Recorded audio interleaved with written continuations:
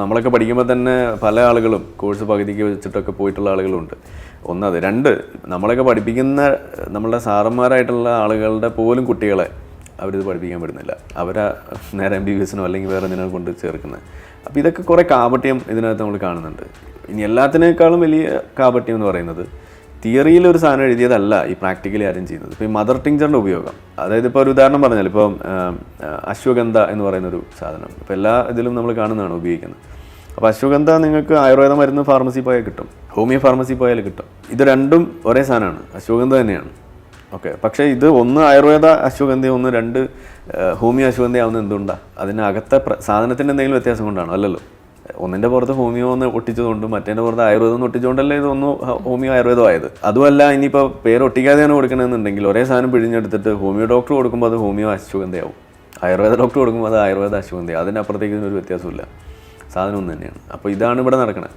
ഇത് ഹോമിയോപ്പതി അല്ല. ഒന്നാമത് മദർ ടിഞ്ചർ കൊടുക്കുക എന്ന് പറഞ്ഞാൽ തന്നെ അതൊരു ബയോളജിക്കൽ, ഒരു ഫിസിയോളജിക്കൽ ആക്ഷനാണ് അവിടെ നടക്കുന്നത്. അതിനകത്ത് ഈ നേർപ്പിക്കലും സാധനമൊന്നുമില്ല, അത് ഡേഞ്ചറുമാണ്. നമ്മൾ ഈ നേർപ്പിക്കുന്ന മരുന്ന് കൊടുക്കുമ്പോൾ സത്യം പറഞ്ഞു കഴിഞ്ഞാൽ സൈഡ് എഫക്ട്സ് ഒക്കെ വരാനുള്ള സാധ്യത കുറവാണ്. കാരണം അതിനകത്തൊന്നുമില്ല, പച്ചവെള്ളമാണ്. ഓക്കെ, അത് കഴിച്ചുകൊണ്ട് നിങ്ങൾക്ക് ദോഷമൊന്നും വരാൻ പോകുന്നില്ല. പക്ഷേ ദോഷം വരും ട്രീറ്റ്മെൻറ്റ് ഡിലേ ചെയ്തിട്ട്. ഇതാണ് നമ്മളിതിനെ എതിർക്കാനുള്ള ഒരു പ്രധാനപ്പെട്ട കാരണം.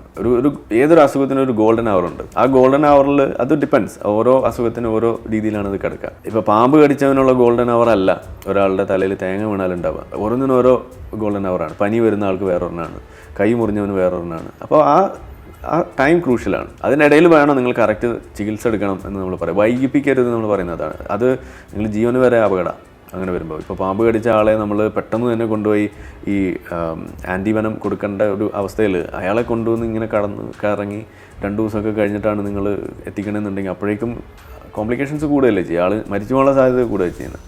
അതേസമയം ഇപ്പോൾ ഒരു ലോങ് ടേം ഒരു സ്കിന്നിൽ നിങ്ങൾക്കൊരു ചൊറി വന്നു, നിങ്ങളൊരു 2 വർഷം ഹോമിയോ എടുത്തിട്ട് 3ാമത്തെ വർഷമാണ് ഡെർമറ്റോളജിസ്റ്റിനെ കണ്ടാലും നിങ്ങൾക്ക് കുഴപ്പമൊന്നും വരാൻ പോകുന്നില്ല. അതേപോലെ അല്ല ചില അസുഖങ്ങൾ വേറെ. ഇപ്പോൾ നിങ്ങൾക്കൊരു ശ്വാസം മുട്ട് വന്നു, അല്ലെങ്കിൽ ഇതുപോലെ ഒരു ചുമ വന്നു, അത് നിങ്ങൾ വെച്ചുകൊണ്ടിരുന്ന ചിലപ്പോൾ ന്യൂമോണിയായി അഡ്മിറ്റായി വലിയ പ്രശ്നമാവും, അതിൽ കോംപ്ലിക്കേഷൻസ് വരും. പക്ഷേ ചൊറിയും ചുരങ്ങും അങ്ങനെയല്ല. അപ്പോൾ നമ്മൾ ഓരോ അസുഖത്തിനനുസരിച്ചിട്ടൊക്കെയാണ്. അപ്പോൾ കൂടുതലും ഈ ഹോമിയോപ്പതിയിലൊക്കെ സ്റ്റിക്ക് ഓൺ ചെയ്യുന്നത് എന്ന് പറയുന്നത് ഇതേപോലെ വളരെ സ്ലോ പ്രോഗ്രഷനുള്ള, സെൽഫ് റിഗ്രഷന് സാധ്യതയുള്ള, സെൽഫ് ലിമിറ്റിംഗ് എന്നൊക്കെ നമ്മൾ പറയുന്നത്, അതേപോലെ സൈക്ലിക്കലായിട്ടുള്ള അങ്ങനെയൊക്കെയുള്ള അസുഖങ്ങളിലാണ് കൂടുതൽ എഫക്റ്റീവാണെന്ന് നമുക്ക് തോന്നുന്നത്. കാരണം അത് അല്ലെങ്കിൽ തന്നെ കുറയും, അല്ലെങ്കിൽ തന്നെ അതിനൊരു ഒരു റിഗ്രഷൻ ഉണ്ട്.